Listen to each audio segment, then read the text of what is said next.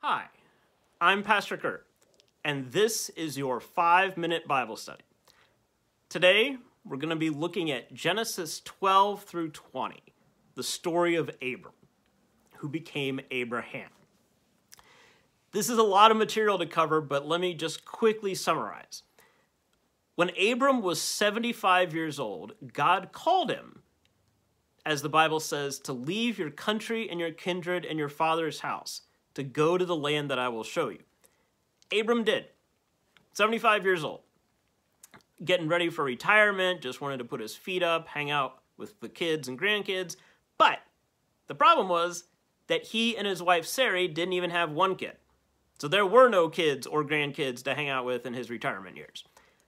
God called him, and he went with Sarai and his nephew Lot and just traveled to where God said. God showed Abram the promised land and promised Abram that his descendants would one day live in this land. It wasn't going to happen that day when Abram saw it, but Abram's descendants would live in that land. That was the first promise God made, the promise of land. God also made the promise of descendants. Right? This is how you keep your family going. You need children, and you need a place to live. God promised both to Abram. Well, of course, the years went by, and there was no child, and still no child, and still no child.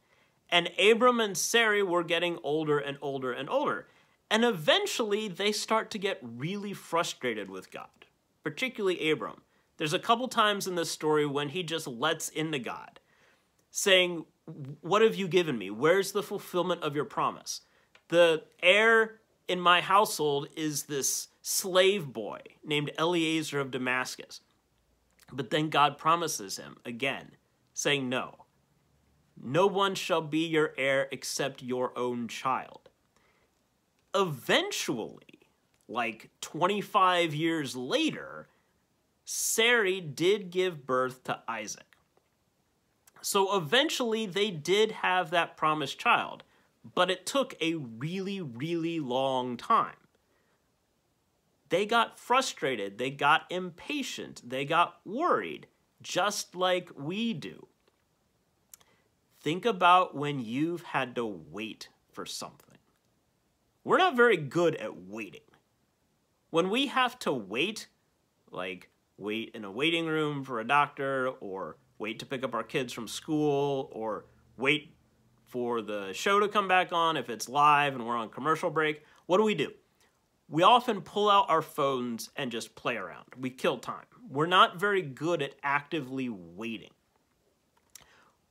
When we have to wait, it reminds us that things don't always work on our schedule, right? The doctor doesn't always come out when we're ready. Your kids don't always come out of the school building right away.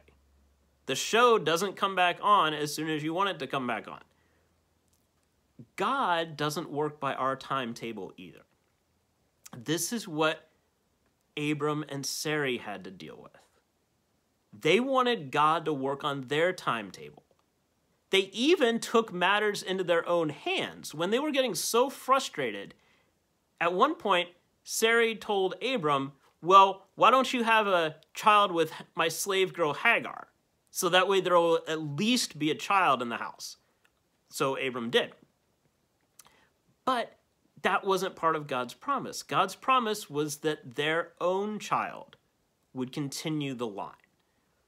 When we get impatient and frustrated at waiting, let's remember that God is always faithful to God's promises.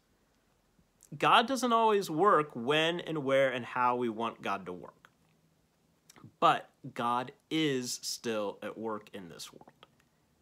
God was faithful to the promises that God made to Abram. And God is faithful to the promises that God makes to you. So it's okay to wait, because God is still in charge. God still knows what God is doing, and God is still at work in you and through you. There's your 5-minute Bible study for the day. Please like, comment, share, and subscribe, and I'll see you next time. Thanks.